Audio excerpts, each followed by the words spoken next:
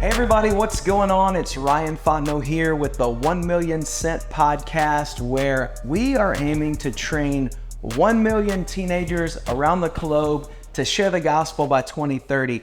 And I am super excited to be really on site right now. This is not normal for us, but we are on site, live and in person, and excited to have my good buddy Tim Ramsey here. Tim, how you doing, my brother? I'm good, buddy. Awesome. We're doing a retreat together. There are 4 total churches here. 4 total. And a couple hundred teenagers out here at the Piney Woods encampment in East Texas. And man, it's an incredible place. If you haven't been, make sure you check it out. But this is my buddy Tim, man. We started off this retreat. He dropped some real just shocking information. What number retreat for you is this retreat with this group? With this particular church, this is retreat number 30. 30 years of youth retreats, Yep. man. That's amazing. And you've done most of them here. Yeah, of the time I've been at my current church, we've done 29 here and 1 at another location. That's awesome. Well, Tim is a husband. He's a father of 5. 5. Married 39 years. Yep. That's incredible. I thought I'd been married a while. You got me further by a little bit. Man, obviously he's a youth pastor.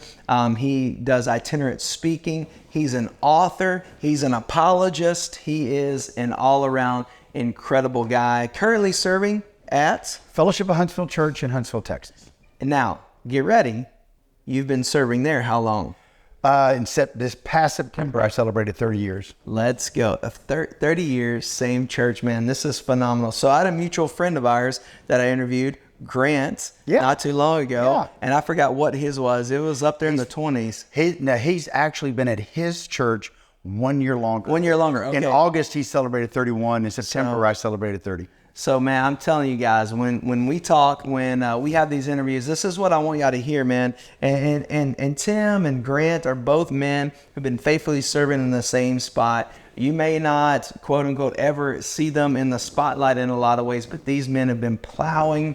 And I believe we have a lot to learn from that. And so thank you for just taking a little bit of time while the kids are at their breakouts, which is awesome. Yes. We're doing our own little breakout. That's it. So, well, man, I always like to start with a little bit of rapid fire questions. Okay. These are kind of fun, no big deal. We'll hit them up. You just kind of give me your answer here. Kind of get the people, let them know a little bit more about you. So I like to start out with this one. When it comes to caffeinated beverages, are you a coffee guy or are you more of a energy drink guy? Coffee.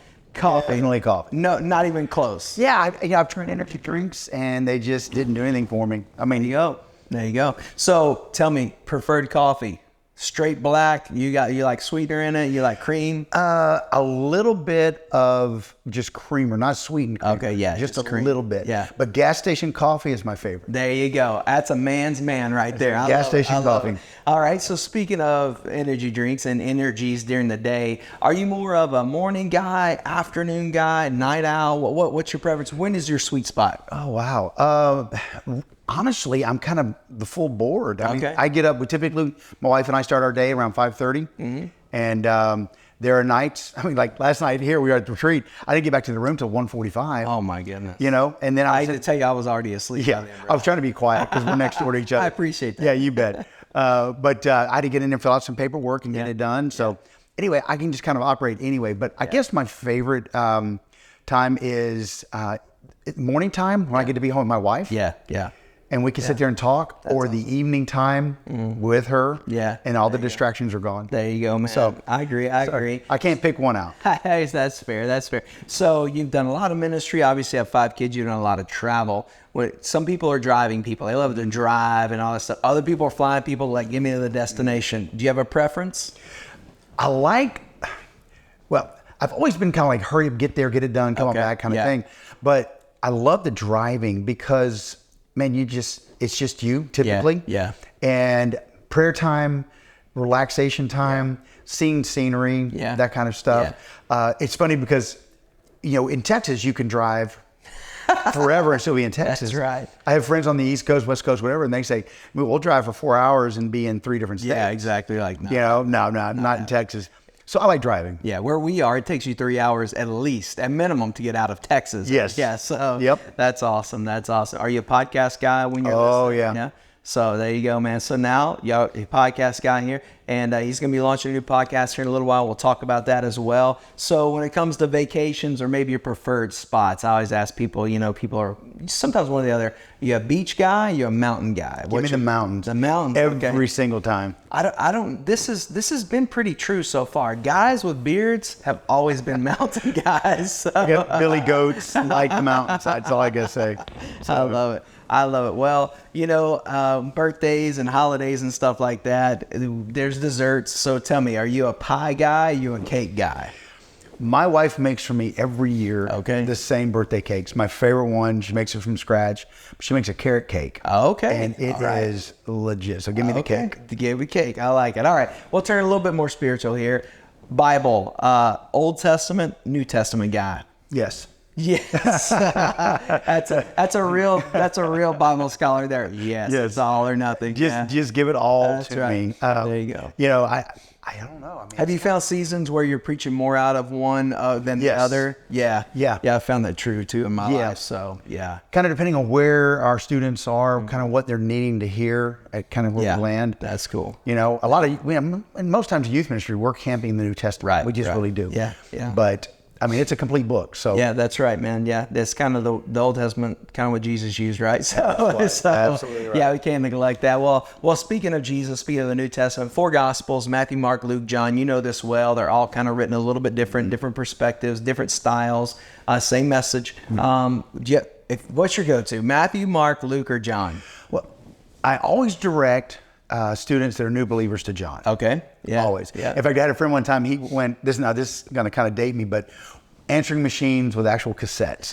Okay. I love it. Whenever my friends would go, other youth minister friends would go on vacation, I would call their home phone and I would read the book of John until the tape was full. And the reason I did that was so they had no messages to return when I got home. Amazing. But anyway, I just love John. I love that, dude. That's incredible. Yeah. I was telling someone the other day, I was like, I feel like Matthew, Mark, Luke, and John, totally different, right? Totally different like styles and stuff. And I feel like, when it comes to, I feel like we could do like a personality test, build one out of this. I bet you probably because I'm like a Mark guy. I'm like, get to the point, like get there. Like Mark's like immediately straightforward. I have one of my buddies. He's like, oh, Luke, man, I love his detail and his research and all that. It tells you a lot about their personalities. I think. It does. So that's awesome, man. I love that. Well, the last question we have is not spiritual at all, but I want you to think about it. Okay. You're going to know the answer, but I don't want you to share the answer with our listeners or viewers till the end. But here's the big question I always enjoy hearing people say, and are you, Tim Ramsey,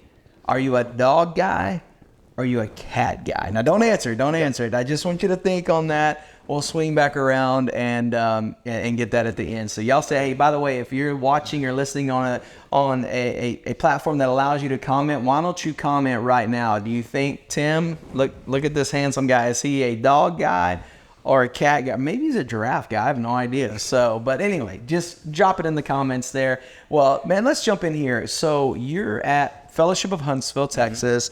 You've been there 30 years. Watching this podcast will be youth pastors, leaders, teenagers, parents. And there's going to be some who maybe feel this call to ministry. They feel like, man, how did you get there? And how did 30 years? So that's really my question. Could you share for us, man, how were you called to ministry? How did you get to where you are right now? Gotcha. Well, when I was in high school, when I was 12, a group of boys invited to Lay's house. She shared the gospel. You want to get saved? All my friends said, yeah. And I didn't want to be left out, so I said it. Fast forward to 17 years of age, I realized I wasn't saved. Yeah, man. Yeah. I got caught up in saying a prayer. And I was actually a leader in my youth group. And in fact, my testimony is quite long in the stuff, the hardship that we were going through at that time as a family. But I was the only one going to church. And so I went to my youth pastor on a Sunday night and said, I'm not saved. And he said, no way. He said, Tim, you've been on mission trips. You've been leading people to the Lord. And I said, Glenn, I am not saved. I know it beyond a shadow of a doubt. Yeah. And he said, what are we waiting for? And I said, you're the one talking. And so anyway, so I trusted Christ when I was 17, fully submitted. And it was a very short time later that I knew I was being called into not just ministry, but specifically youth ministry. Wow. So fast forward, after several times of running away from God, my wife and I were married. and we'd had a bad situation in our life where worked for a family member, jerked the financial rug out from underneath us. God used that to get me to finally submit. I got a job working at a bank, and there was a little church right around the corner from the bank that was looking for a youth pastor. Inner city Houston. You can step outside the church and see the top of the Astrodome. Wow. And there was a road that ran right beside the church. On this side was the entire Jewish community of Houston. And on this side was just very impoverished. And so this is where we drew our kids from. And I surrendered and just jumped right in. But there was a lot of running. You know, we grew up in a family that struggled financially. And just being honest, I didn't want to be a minister because I didn't want to be poor. It's good, man. And I ran from it until finally God he kept hammering, lovingly, hammering, to finally the rock split. I said, I'm yours. I love that.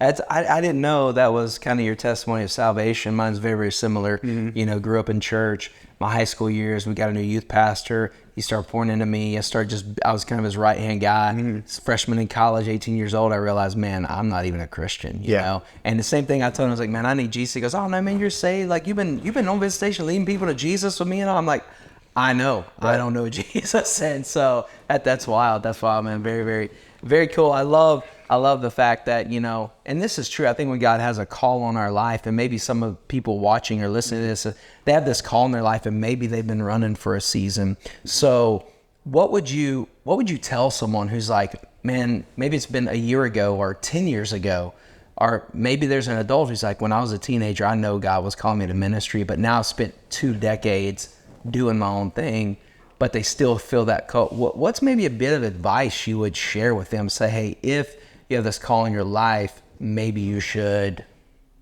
What's a good step maybe you would tell them? Well, the stereotypical answer would be submit. I mean, that's just it, submit. Yeah. But what does that look like? What does it look like? Yeah.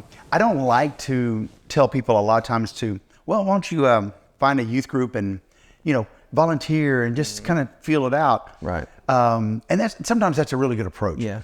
But I would have a group of people around you praying. I would bring them in. Yeah. I mean, you're doing such a great job this weekend talking about having people around you. Yeah. You know, in front of you, beside you, or walking with you, and then behind you. Yeah.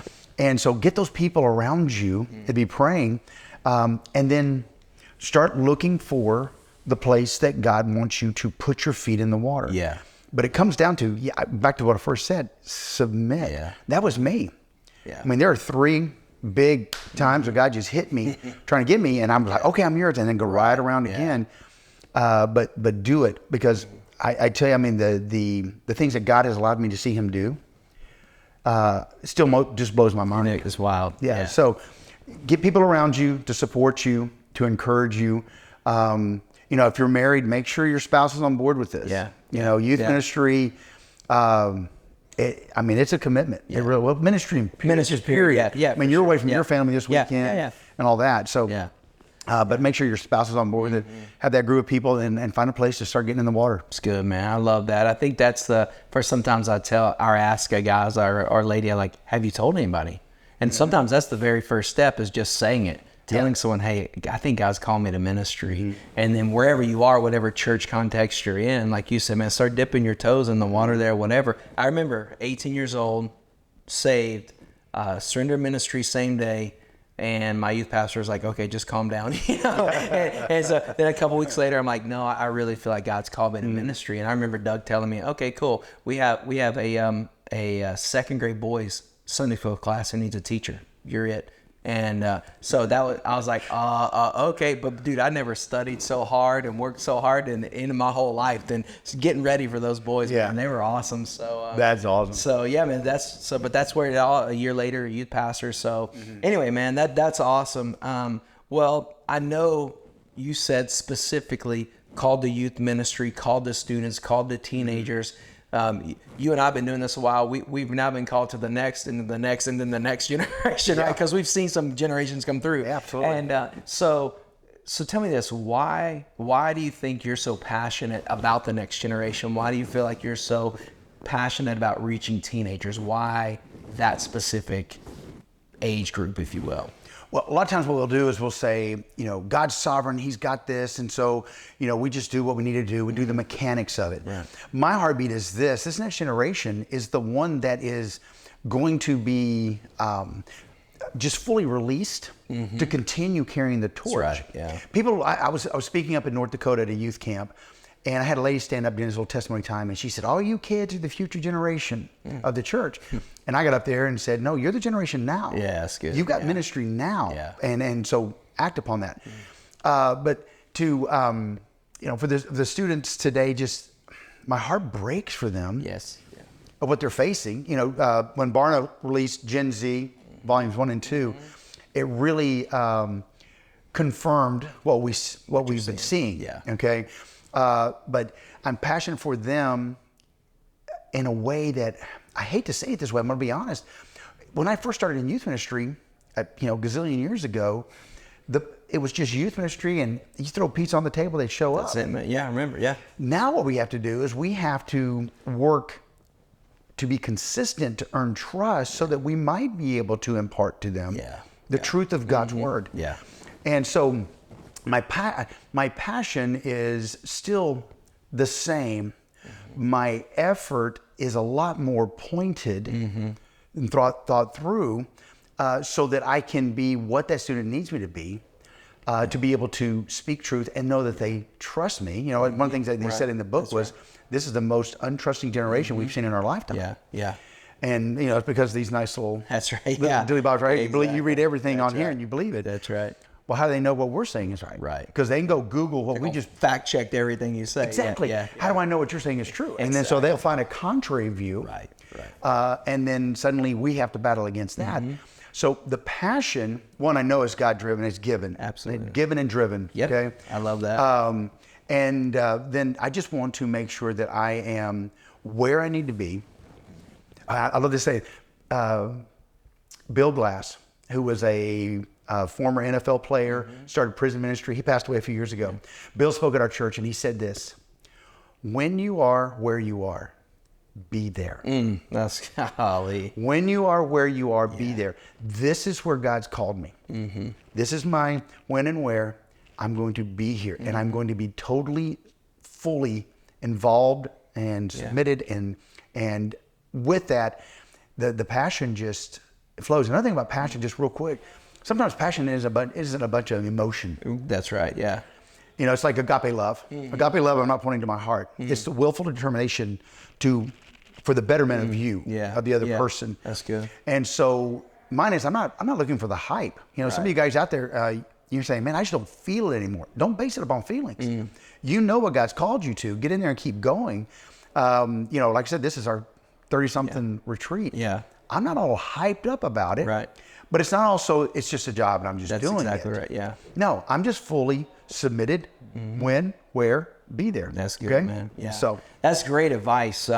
When you are where you are, be there, right? And that's so good, because it's easy for us to be in the room. And again, we point to our device, but not be in the room. That's right. Right? We're here. Although we're here, we're 1,000 miles away. So that's just a great reminder, I think, for all of us, man, to be present. And that's part of ministry, right? Right. They call it the ministry of presence. And a lot of times, your ministry and my ministry is, man, we're just in the room, and you never know what conversation is about to happen and what God is going to do. You and I both, we share a platform ministry, but some of our most, and I'm sure you can share stories, some of our most impactful times in our life didn't happen on the platform. It happened in the room with a conversation one-on-one. Absolutely. And so I love that. Well, I know that you have a huge, not just passion for students, but also a heartbeat for apologetics. And I've always loved that about you and learned from you some apologetic stuff. And you have, man, I think probably more connections in the apologetic world than anybody I know. So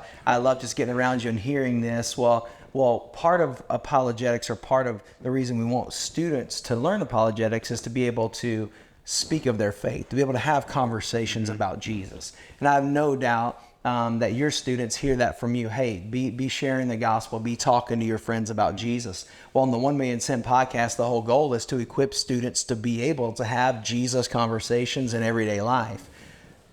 There's a difference though in a student knowing they need to and doing it. And a lot of times it's like, I know I should, and they may feel guilt or may feel burden, but they don't. What are some of the reasons you've heard, or maybe top 1 or 2, that you've heard from students as to why they're a little bit fearful of sharing their faith or may not open up their mouth and talk about Jesus? Right. Well, I mean, what I see is that our society, our culture has been successful in demonizing the church. So our students don't want to be tagged as the bigots, the intolerants, the haters, all those things. And so, in fact, this just kind of goes over to kids why they don't want to come to church, not even our students, other students, because they don't want to be tied to or stigmatized as a hater, intolerant, all that. Yeah. And so that fear's come in. But let's take that word fear for a second. We've taken the fear that belongs to God. We should be fearing God in reverence and in fear. Yes. Okay, period. Not either or. Not either or. That's right. Okay? Yeah. In reverence and in fear, He's God. But what we've done is this, and I see this in our students and our adults, we see it just in our world. They've taken the fear off of God and they put it on the world and says, I'm afraid of being shunned by the world. So I'm more afraid of this than God. So I'm not going to share my faith. So this over here accepts me and I'm not feeling like an outcast. Wow. That's good, man. So that's good. So we have to train our students that we don't fear the world. Listen, what did Paul say? He said, I count it all for loss. It's rubbish. Yeah, that's right. Compared to the glory of God. Yeah. So we take that fear back off of the world and we put that fear where it should be on God, saying, I don't care what the world thinks. Yeah, that's right. But there is so much to do to get our students to let go of the world to fully embrace God. Yeah. We're seeing some incredible worship take place during Kent. Well, it's a safe place. Exactly. But I'm still seeing some of my students going. I'm looking around. Who's watching? Yes. And not fully releasing. Okay, you've got your fear in the wrong place. That's right. Yeah. Yeah, that's good. I think that's really good. I've thought about that transfer of fear. It reminded me of what Paul said. He said, if I was still trying to please men, I would no longer be a follower of Christ. And yeah, man, you come on, chew on that for a while. Yeah, Bubba. Okay. All right. So yeah, fear's a real thing. We know that, but properly placed fear is a freeing thing. Yes. Because when we rightly fear God, man, we're free. Like, hey, I'm going to tell you the truth. I'm going to speak honestly to you because number one, I love you. Number one, I love God. Number two, I love you, but also the fear of the Lord and reverence and respect. That's awesome, man. That's really good. So just real quick along that lines, how can someone overcome that? Maybe what's one step you would tell a student? They say, Tim, I hear you. And I want to, but I'm honest, like I am fearful. How can I get my fear back in the right place? How can I properly place my fear on the Lord so that I can unfearfully, boldly proclaim the gospel? What's maybe one step you would give them to help them be able to begin to open up their mouth and share the gospel? Wow, just one step. I think I need to put two steps in there. One's got three steps in it. But how does anybody grow in their faith? And well, in the Word, in prayer, and relationships. It's good. The right relationships. Okay, those three things are what's going to, again, this kind of goes with what you're talking about. This end came with us. Yeah. And these things grow you and make it more solid. I mean, you begin to understand who God is. Yeah. I mean, think about this. You're walking through a really rough neighborhood and you could get jumped anytime. Yeah. You're scared to death. But if you've got the biggest, baddest dude walking with you, and fear's not even coming in while you are covered. Yeah. So it's getting our students to understand who he is. Well, how do they do that? They grow in their faith. Yeah. Reading the Word daily, praying daily, relationships of God and the people. And even those, if someone's date, I have people that check in on me all the time. Hey, how's your walk? How's it going? I can guard your heart. And the other side is, you brought the apologetics thing. Students are hungry today to know the whys. Yeah. The whys of our faith. Yeah. Now, please understand this. Apologetics will never, ever replace faith. What is it, 160 times in the New Testament? Faith, faith, faith, faith, faith, faith, faith, all the way through. But apologetic, going to, 1 Peter 3:15, being able to give the response to the reply of why we believe what we believe. And so we're commanded, right? And what is it, St. Titus, that we urge you to contend for the faith. Yeah. So it's what's fun. Our youth group, we go through apologetics. We study it, not all the time. We do a series probably about every 2, maybe 3 years. Okay. But for them to understand, look at the evidences. Not that you have to defend God. You don't have to defend the Bible. What does C.S. Lewis say? That you don't defend the Bible because the Bible line. Yeah, at least it doesn't defend itself. Yeah. But upon doing the whys, I do a series, not a series, wrong word.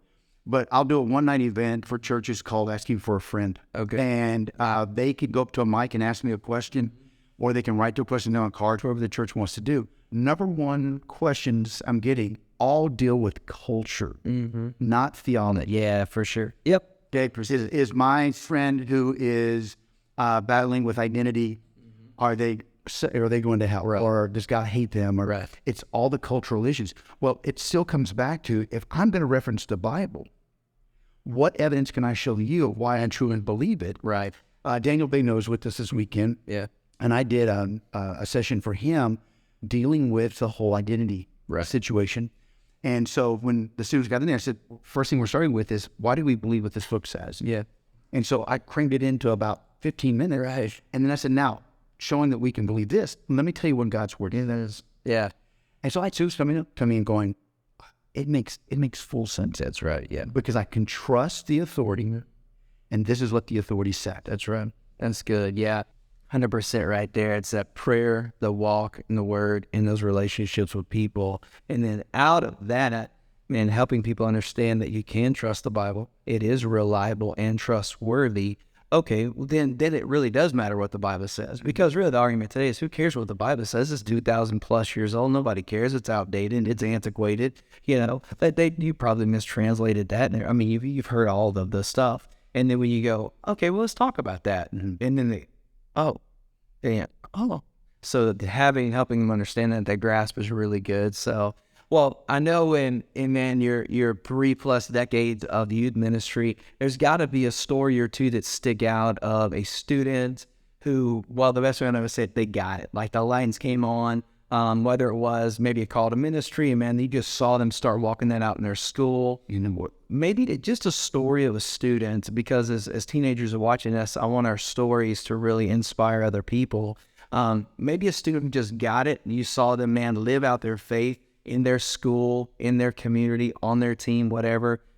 Is there one like that maybe pops to mind? There's a ton, but the greatest one I ever saw was a kid who was from a broken home, lived with his dad in an apartment, owned 2 pairs of jeans and 3 T-shirts. And the T-shirts were all heavy metal demonic band T-shirts. Kid had bushy hair down to his belt. I mean, and you know, I walked in the youth group one night on Wednesday night, and there's this kid now, and I'm not making this up. I literally turned around outside into the hallway and I prayed. And I'm like, reach out, kid, and the Lord reminded me, you're not the one reaching. Oh man, just get in here.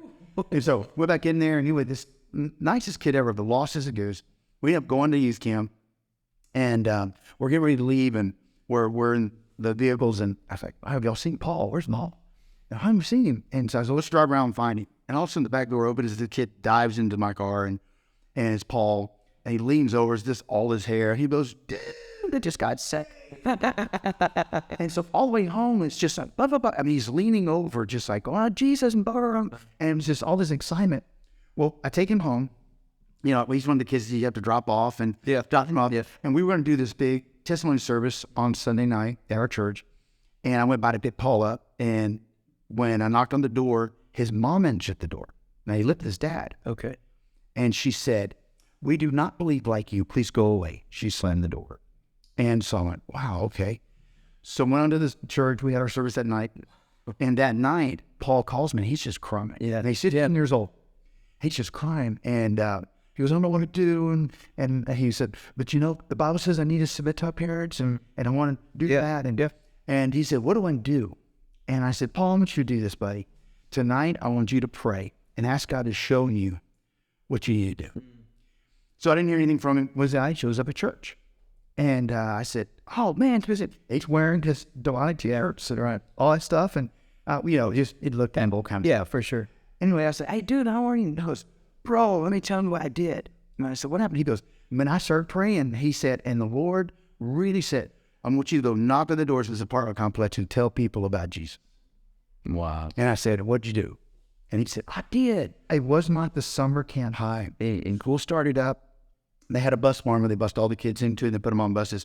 Paul would stand out there and preach the gospel. Wow. But he wasn't out like, you're going to hell, he wasn't doing that. He wasn't going like, you know, he wasn't shouting condemnation. He was, Jesus loves you, Dad. He was beat up. They took his Bible and shredded it. We bought him like 3 or 4 Bibles, and never stopped all the way through high school. Wow.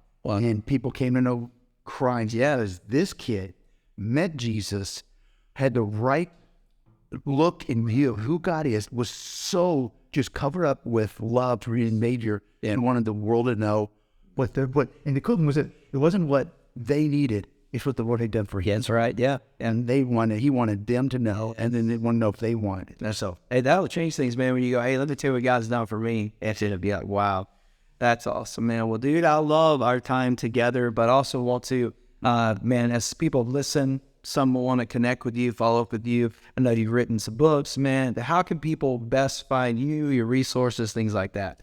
Well, we're in the process of redoing some website. Okay, the oldest website I've got, it all ties into one, is just timramsey.com. Okay. It'll take you to a website called oneroadministries.com. Okay. That's my speaking ministry. We're launching a new ministry called Youth Dude. We're hoping to get it off the blocks hopefully by January, February. Okay. And it's very pointed towards resource from youth mentors. Yeah. But you can find me at timramsey.com, and let me get you everywhere you need to get. that gets you there. And we'll drop all that stuff in the comment sections as well, so people can connect with you. But hey, man, before we jump off here, we got to come back to the question, man.